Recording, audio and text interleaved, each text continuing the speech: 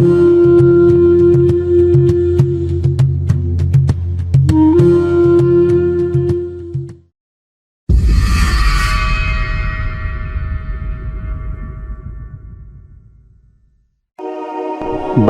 sebelum manusia dilahirkan ke dunia, roh manusia sudah membuat perjanjian dengan Allah Subhanahu wa Ta'ala?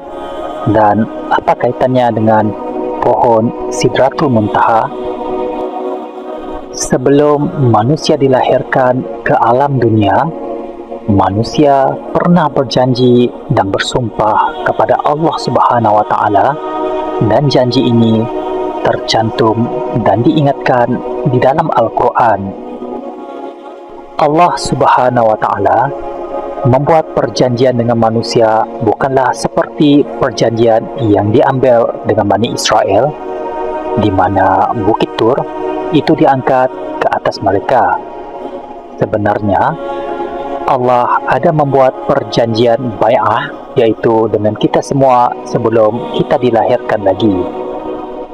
Kita sahaja yang tidak mengingati peristiwa itu kerana ia berlaku di alam roh. Ketika perjanjian itu, kita masih lagi berada di alam roh, yaitu apabila kita manusia masih lagi di dalam bentuk roh dan belum dilahirkan lagi. Waktu itu, kita semua dihadapkan di hadapan Allah Subhanahu wa Ta'ala setelah dikeluarkan daripada tulang sulbi Nabi Adam alaihi salam. Kandungan bai'ah dengan Allah Subhanahu wa Ta'ala adalah tentang tauhid dan mengenalnya. Allah Subhanahu wa Ta'ala mengajar kita semua tentang tauhid di alam roh, yaitu ketika Allah menghimpunkan segala zuriat yang akan lahir dari kelahiran Nabi Adam alaihi salam. Oleh itu, asal usul manusia ialah mereka sudah mengenali Allah Subhanahu wa Ta'ala. Semua bayi yang dilahirkan ada fitrah dan sudah kenal Tuhan, iaitu sudah tahu mengenai tauhid. Allah Subhanahu wa Ta'ala bertanya kepada manusia di alam roh, bukankah dia adalah Tuhan? Kita semua pernah menjawab, memang benar, Allah Subhanahu wa Ta'ala adalah Tuhan kita. Kita semua bersaksi tanpa keraguan. Walaupun kita belum dilahirkan lagi, Allah Subhanahu wa Ta'ala telah memberi kita pengetahuan tentang siapa Dia. Adakah Anda masih ingat lagi perjanjian itu?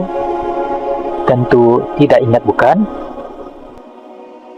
Allah Subhanahu wa Ta'ala bertanya dahulu di alam roh sebelum kita dilahirkan, supaya nanti kita tidak memberi pelbagai alasan di akhirat yang kita tidak tahu pun tentang tauhid, ataupun kita tidak pernah diajar.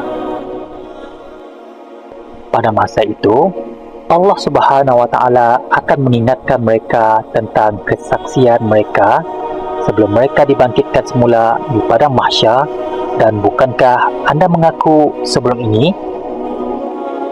Oleh sebab itu, seandainya Allah Subhanahu wa Ta'ala tidak menurunkan wahyu, tidak mengutus rasul, tidak mengutus para pendakwah tauhid untuk mengingatkan kita, sudah semestinya kita tidak mengetahui. Namun, Allah Subhanahu wa Ta'ala dengan rahmatnya telah mengingatkan kita sekali lagi tentang perkara ini. Ini kerana manusia secara semula jadi adalah pelupa. Mereka telah dilupakan oleh syaitan dan iblis akibat dendam kesumat iblis terhadap Nabi Adam alaihi salam dan keturunannya. Sebenarnya bukan itu sahaja. Bukankah Allah Subhanahu wa Ta'ala telah memberikan kitab wahyu, para nabi, pendakwah, alam, segala keindahan dan kehebatannya untuk mengingatkan manusia tentang fitrah mereka? Jadi manusia tiada alasan di akhirat untuk mengatakan tidak tahu. Malangnya, terdapat sebilangan manusia yang walaupun telah diberi amaran tetapi masih tidak mau mengendahkan amaran tersebut. Perasaan dalaman yang sudah tahu Islam itu benar, tetapi mereka tutup, mereka tanam, mereka tolak sekuat-kuatnya. Mereka sendiri membuat keputusan untuk menolak kerana jika mereka telah mengambil bahagian dalam proses semula jadi, mereka sepatutnya menerimanya. Jadi, ketika di padang mahsyar, adakah salah sekiranya Allah Subhanahu wa taala menghukum kita? Sudah tentu tidak. Ini kerana Allah Subhanahu wa taala tidak berlaku zalim jika Allah mengazab orang yang tidak beriman dan mentauhidkannya. Dan apabila manusia dilahirkan, manusia akan lupa pada perjanjian itu. Tetapi Allah telah menurunkan kalam wahyu iaitu Al-Quran yang agung sebagai kitab panduan kita agar sentiasa mendekatinya dan menjalani kehidupan di dunia sesuai dengan landasan dan perintahnya. Tetapi terpulang kepada manusia sama ada mengikut atau menolaknya. Kerana apabila satu saat sekiranya ajal sampai dan kita menghadap Ilahi, kita sendiri yang akan dipertanggungjawabkan di atas kebaikan dan kejahatan yang kita lakukan di muka bumi dan menjawab sendiri ketika dibangkitkan di padang mahsyar di akhirat kelak dan bukannya orang lain. Kehidupan di dunia begitulah indah sehinggalah kita alpa dan lalai mengejar kemewahan, pangkat, darjat, harta, kedudukan dan sebagainya, sehinggalah tiba satu saat di mana gugurnya daun Sidratul Muntaha, segala yang kita miliki di dunia tidak ada makna dan gunanya lagi kerana ajal kita sudah sampai dan hampir ke penghujungnya.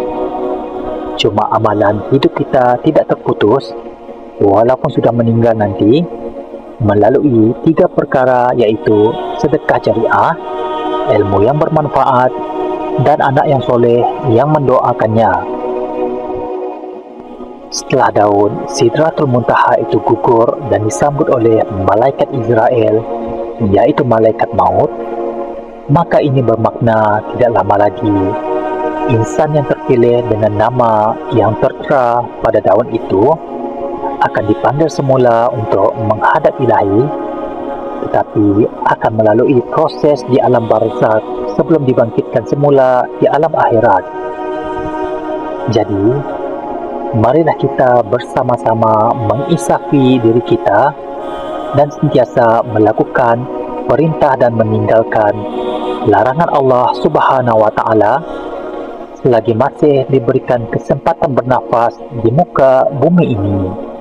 Amin amin ya rabbal alamin.